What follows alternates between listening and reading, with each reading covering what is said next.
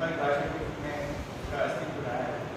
और देश आज़ाद होने के बाद जब एक भाषा के बारे में जब विचार शुरू हुआ तो हिंदी को राष्ट्रभाषा के रूप में स्वीकार किया गया।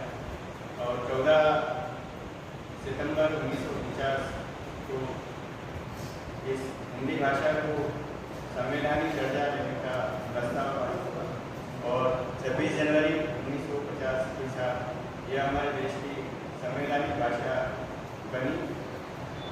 और अनुच्छेद 343 से लेकर 351 तक इस भाषा के संबंध में बहुत सारे प्रावधान किए गए कि किस तरह अलग अलग स्वरूप में इसका उपयोग होगा।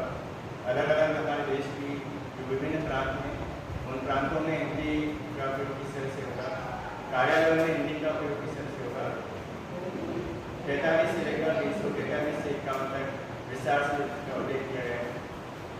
असल में हिंदी दिवस जो है राजभाषा दिवस के रूप में ही मनाने की परंपरा रही है और 1953 से ये हम हिंदी दिवस मना रहे हैं। और इसके मनाने का जो मुख्य प्रयोजन है इस हिंदी भाषा का ज़्यादा से ज़्यादा प्रचार हो, प्रसार हो।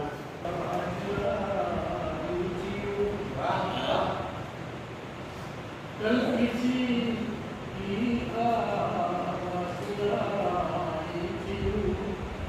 कवि अपने घर के पराई सबने मिल कर जा दिया माटी का शौच बन मेरी अंग्रेजिया ये है कवि अपने घर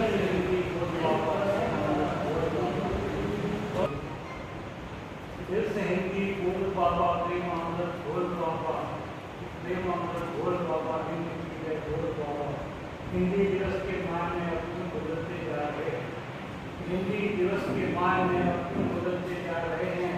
किस प्रकार की बेटियों में बदलते जा रहे हैं, किस प्रकार की बेटियों में बदलते जा रहे हैं।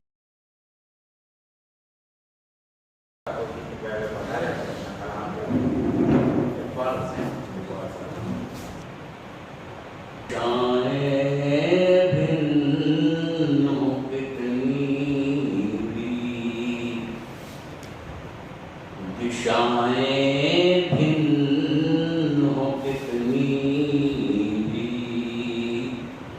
मन का मान हिंदी है।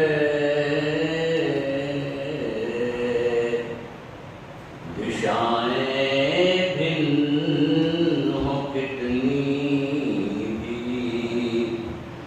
मन का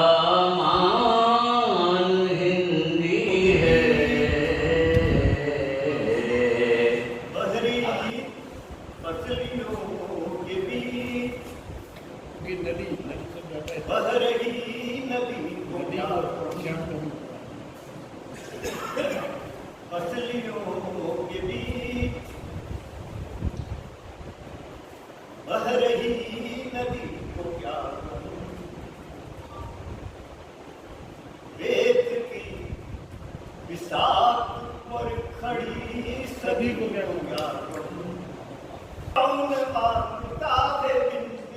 फटी कमीज की ये कौन मांगता है जिंदगी फटी कमीज की खाक की पूरी सुबह के खाक देगा एक और दिन का सफर नदिया की धार बन के जो बहे नदिया की धार बन के जो बहे वही गीत का वही गुनगुना यूं ना कर बढ़िया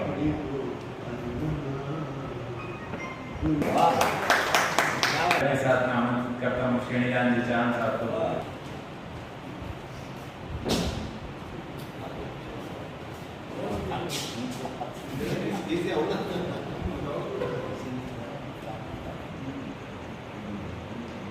हिंदी राष्ट्रभाषा ही ये सुनना चाहते हैं, इसमें जरा भी ना आग है और 14 सितंबर इलाका मछलाड़ी यहाँ गया हाँ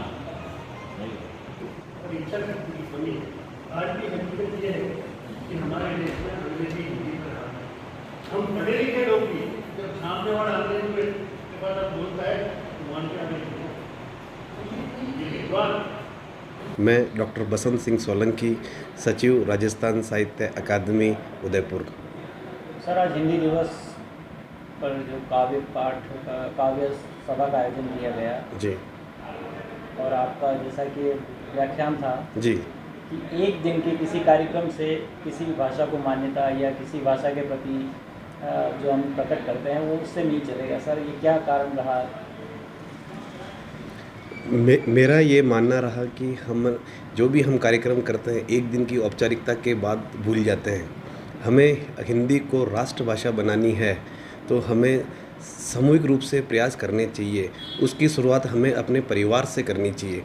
इस संदर्भ में मैंने ये कहा कि जब तक हम उसकी शुरुआत नहीं करेंगे परिवार से, जब तक हिंदी को हम व्यापक रूपता प्रदान नहीं कर पाएंगे। जैसा कि कहते हैं कि पहली पाठशाला बच्चे का घर होता है।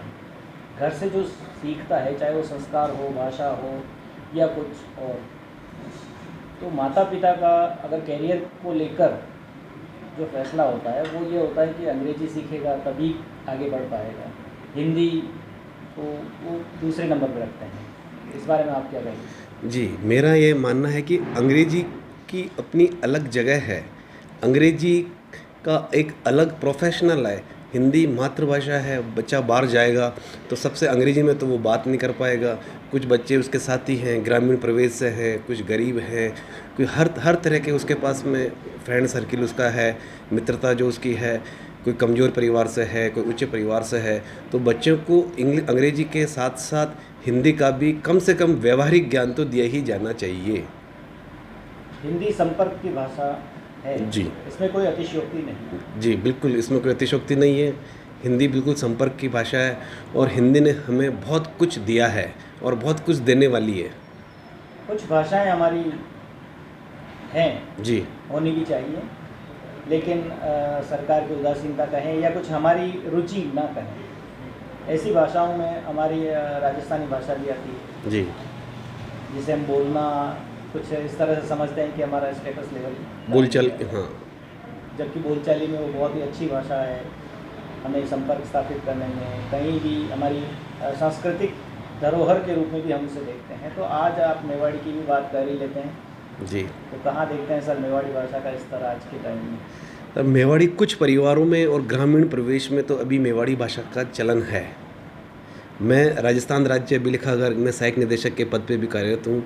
हमारे वहाँ बहुत सारे जो अभिलेख हैं वो मेवाड़ी भाषा में हैं और हमें उनका हिंदी ट्रांसलेशन कराने में बहुत परेशानी आती है क्योंकि लोग उसको समझ ही नहीं पा रहे हैं।